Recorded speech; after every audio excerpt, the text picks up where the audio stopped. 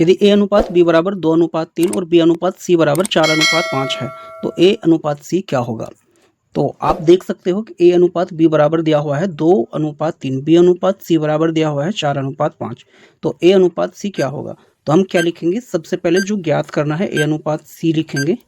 इसके बाद क्या करेंगे, ये ए अनुपात बी की जो वैल्यू दी हुई है 2:3, इसको लिखेंगे 2/3। इसके बाद लगाएंगे गुणा का साइन, ये बी अनुपात सी की वैल्यू दी हुई है 4:5, तो इसको लिखेंगे 4/5।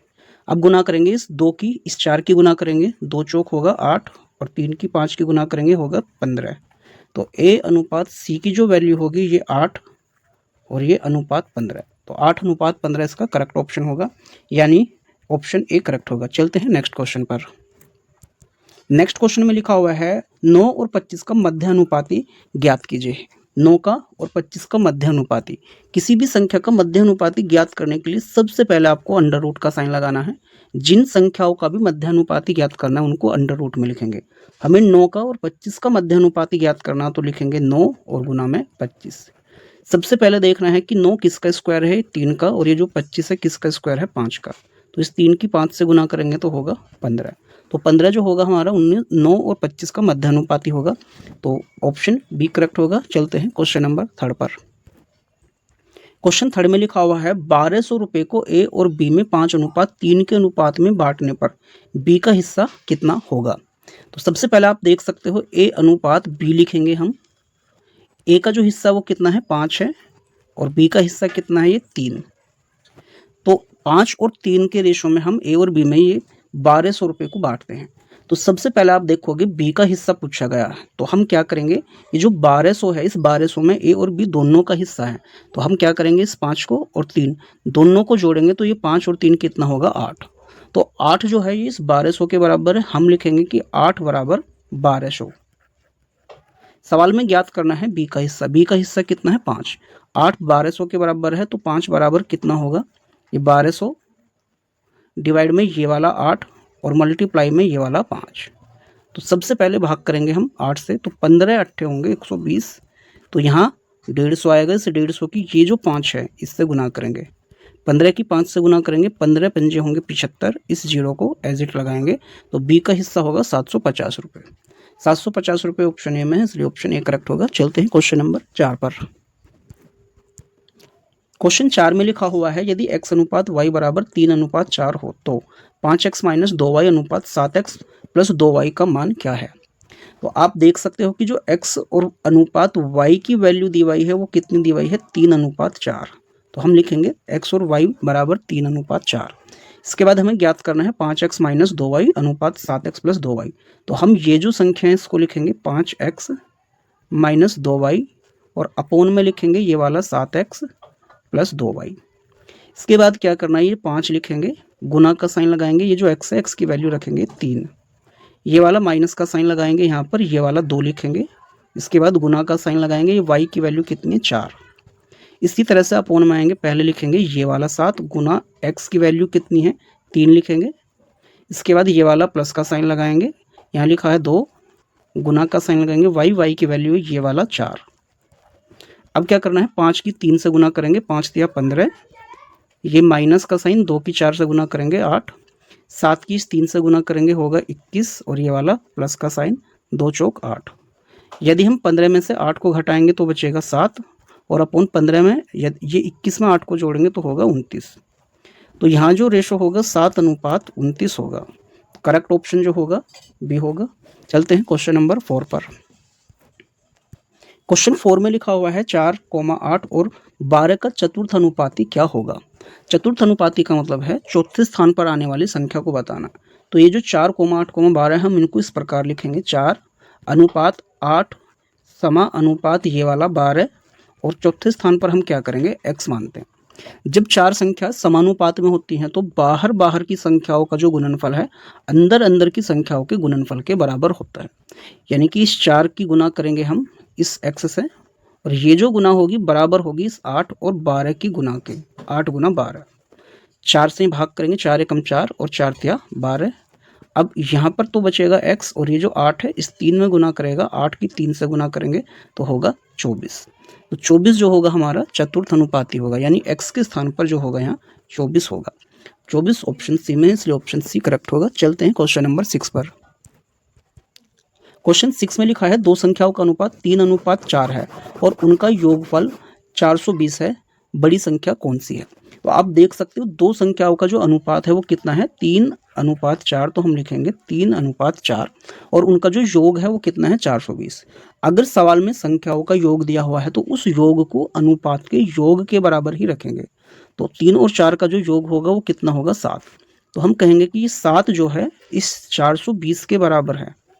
सवाल के अंदर कहा है बड़ी संख्या कौन सी है, तो यहाँ 3 छोटी संख्या है, 4 बड़ी संख्या है। तो हमें बड़ी संख्या ज्ञात करना है, यानी 4 को ज्ञात करना है।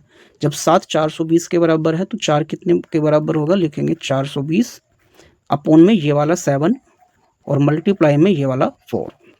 7 से भाग करेंगे, 7 छंग 42, 0 को ऐसे ही तारेंगे और गुना में ये वाला 4। 60 की और 4 की गुना करेंगे तो 6 चौक 24 होगा, 240। 240 जो होगा हमारी बड़ी संख्या होगी, यानी ऑप्शन बी करेक्ट होगा। चलते हैं क्वेश्चन नंबर 7 पर। क्वेश्चन 7 में लिखा हुआ है 12 और 18 का तृतीय अनुपाती क्या होगा? तो 12 और 18 का तृतीय अनुपाती ज्ञात करने के लिए सबसे पहले हम लिखेंगे 12:18 और तृतीय अनुपाती ज्ञात करने के लिए ये जो दूसरी संख्या है उसको हम लिखेंगे डबल बार। इसके बाद चौथे स्थान पर लिखेंगे x। अब इस 12 की और x की गुना और ये 18 और 18 की गुना बराबर होंगी। तो हम क्या करेंगे, इस 12 को डिवाइड में लेकर आएंगे, यहाँ x को छोड़ेंगे, 18 गुना ये वाला 18 और डिवाइड में ये वाला 12। तो हम क्या करेंगे, 6 से भाग करेंगे, 6 दूनी 12 और 6 तिया 18। अब इस 2 से भाग करेंगे, 2 एकम 2, 2 नम 18। अब ये जो 9 बचा हुआ है, ये वाला 9 गुना में ये वाला 3, दोनों की गुना करेंगे तो होगा 9 तिया 27। तो 27 जो होगा हमारा वो करेक्ट ऑप्शन होगा, यानी बी क्वेश्चन का आंसर होगा। चलते हैं नेक्स्ट क्वेश्चन पर। नेक्स्ट क्वेश्चन में लिखा हुआ है एक बैग में 1 रुपये 50 पैसे और 25 पैसे के सिक्के 5:6:8 के अनुपात में है। यदि कुल राशि 210 रुपये है तो 50 पैसे के सिक्कों की संख्या क्या है? आप इस प्रकार के क्वेश्चन में क्या करोगे, सभी सिक्कों को रुपए में कन्वर्ट करोगे, क्योंकि यहाँ पर जो कुल धनराशि दी गई है वो रुपए की फॉर्म में दी गई है। तो आप देख सकते हो कि 1 रुपये के कितने सिक्के हैं, 5। अगर 1 रुपये के 5 सिक्के हैं तो 5 रुपये बनेंगे। इसके बाद 50-50 पैसे के कितने सिक्के हैं, 6। तो 50-50 पैसे के अगर 6 सिक्के हैं तो हम क्या करेंगे, 50 पैसे का होता है 1 रुपया या फिर आधा रुपया मानते हैं। 50 पैसे का होगा आधे रुपये को लिखेंगे 1/2। कितने सिक्के हैं, 6। तो हम गुना करेंगे 6 से, 2 से भाग करेंगे तो 2 तिया 6, 3 की यहाँ गुना करेंगे तो 3 एकम 3, यानी 50-50 पैसे के अगर 6 सिक्के होंगे तो बनेंगे 3 रुपये। इसी प्रकार 25 पैसे के कितने सिक्के हैं, 8। तो 25 पैसे जो है रुपए का कौन सा हिस्सा है, चौथा हिस्सा। तो हम 1/4 लिखेंगे और कितने सिक्के हैं, 8। तो गुना 8 करेंगे, 4 दूनी 8। तो 2 रुपये बनेंगे हमारे 25-25 पैसे के सिक्कों से। तो टोटल कितने रुपए हुए, 5 और 5 10 और 2, ये 3 है, 5 और 3 8 और 2 10। तो 10 रुपये जो है हमारे कुल रुपए बन रहे हैं। तो हम इस रुपये से इस 210 को भाग करेंगे, 210 डिवाइड बाई 10, 0 से 0 कैंसिल आउट करेंगे तो आएगा 21। अब जिस सिक्कों की भी संख्या कही है इस 21 की उसी में गुना करेंगे। कहा है 50 पैसे के सिक्कों की संख्या, तो 50 पैसे के कितने सिक्के हैं, 6। तो इसलिए हम 21 की 6 से गुना करेंगे तो 21 126 होगा। तो 126 सिक्के होंगे, यानी ऑप्शन बी करेक्ट होगा। चलते हैं क्वेश्चन नंबर 9 पर। क्वेश्चन 9 में लिखा हुआ है 3 संख्याओं का अनुपात 2:3:4 है। यदि उनके वर्गों का योग 116 है तो संख्याएं क्या हैं? तो हम क्या करेंगे, ये जो संख्याएं 2, 3 और 4 के अनुपात में दी है हम इसको लिखेंगे 2x का स्क्वायर प्लस ये 3 को लिखेंगे 3x का स्क्वायर। इसके बाद ये जो 4 है 4x का स्क्वायर और सबका जो जोड़ है 116 बराबर में लिखेंगे 116।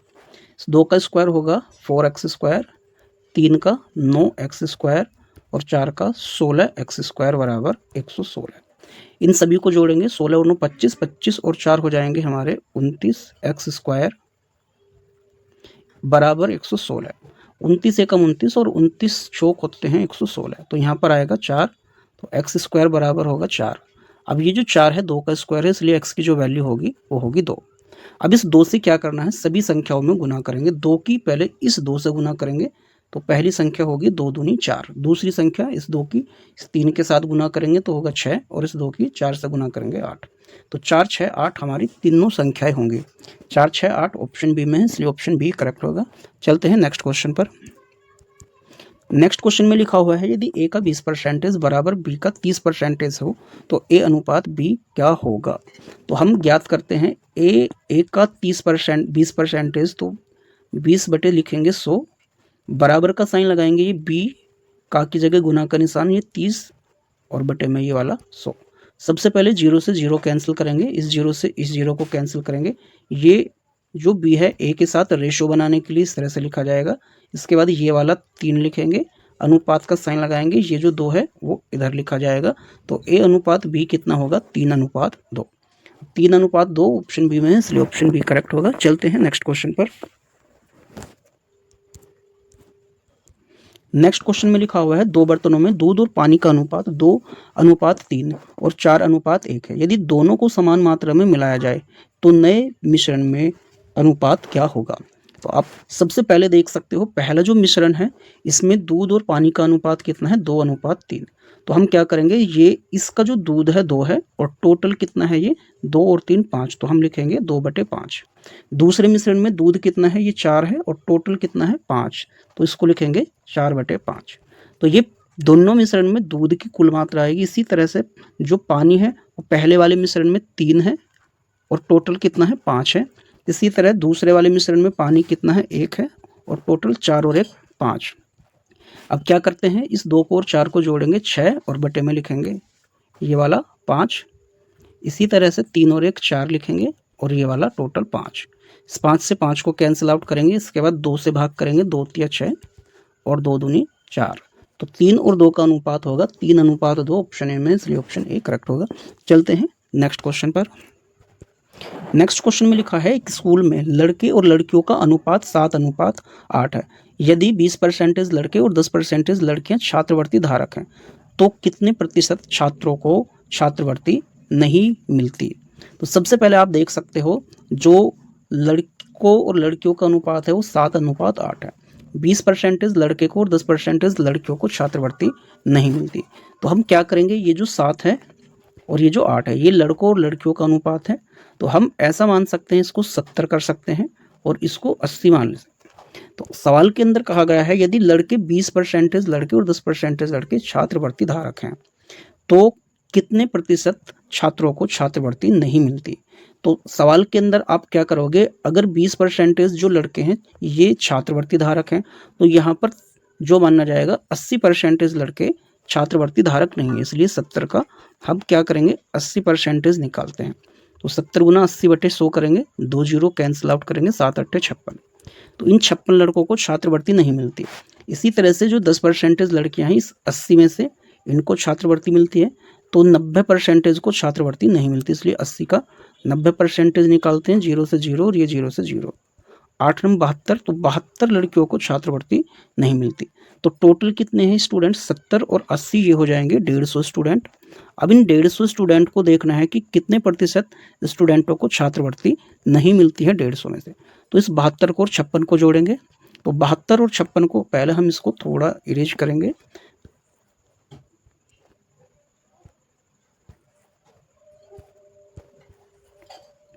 तो सबसे पहले आप देख सकते हो 72 और 56 जो होंगे ये कितने होंगे, 6 और 2 8 और 7 और 5 12। तो 128 स्टूडेंटों को छात्रवृत्ति नहीं मिली, तो 128 गुना 100 करेंगे और टोटल स्टूडेंट थे 150, तो हम यहाँ 150 करेंगे। इस 0 से इस 0 को कैंसिल आउट करेंगे, इसके बाद 5 तिया 15 और 2 पंजे 10। अब क्या करना है, 3 से यहाँ पर भाग करेंगे या फिर 128 की 2 से गुना होंगे, तो ये आएगा 256।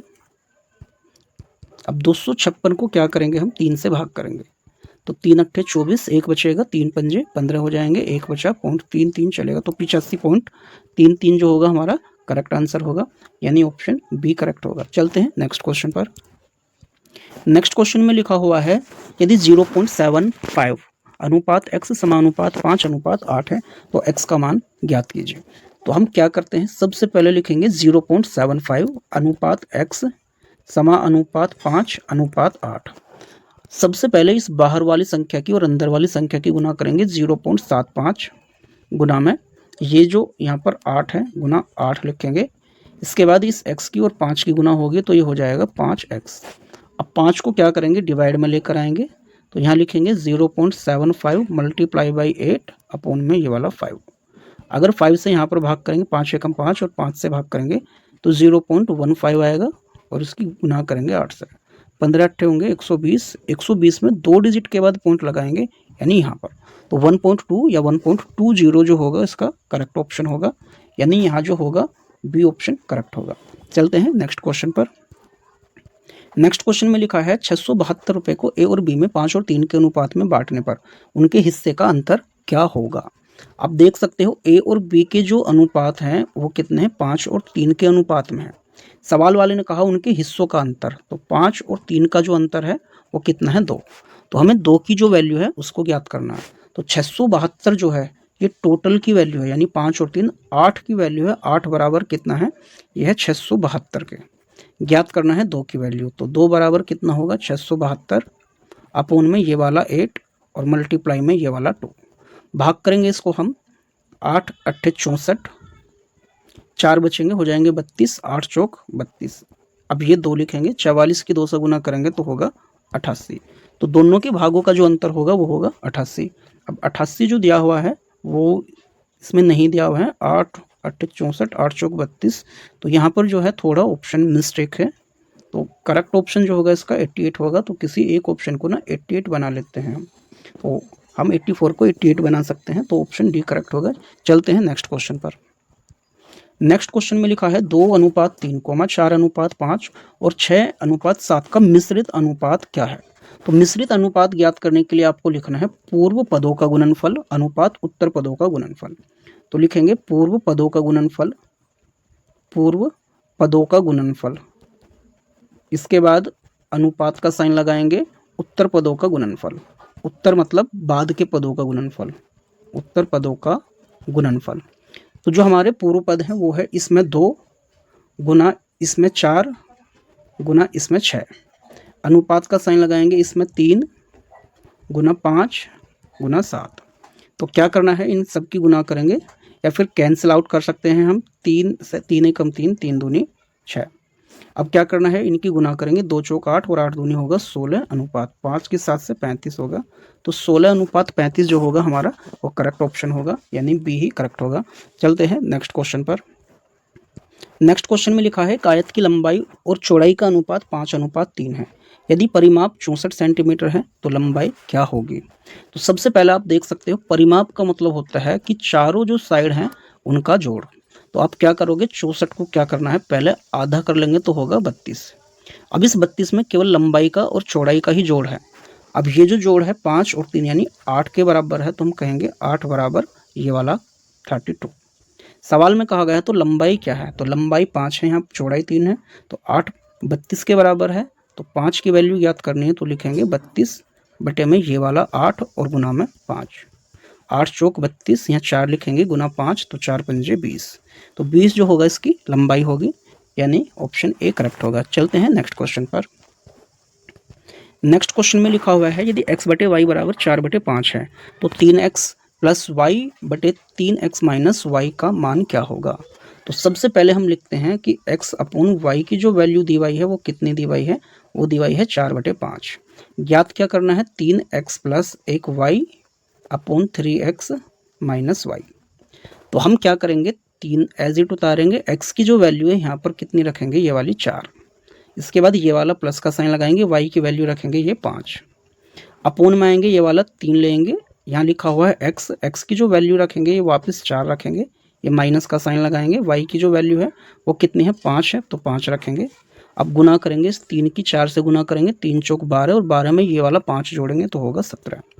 इस 4 की 3 से गुना करेंगे, 4 तिया 12 और 12 में से 5 घटाएंगे तो होगा 7। तो 17:7 जो होगा हमारा करेक्ट ऑप्शन होगा, यानी यहाँ जो होगा हमारा ऑप्शन ए करेक्ट होगा। उम्मीद करता हूँ कि ये वीडियो आपको पसंद आई होगी। ऐसे ही वीडियो पाने के लिए हमारे चैनल को सब्सक्राइब करें, बेल आइकन प्रेस करें ताकि आने वाली वीडियो का नोटिफिकेशन आपको मिलता रहे।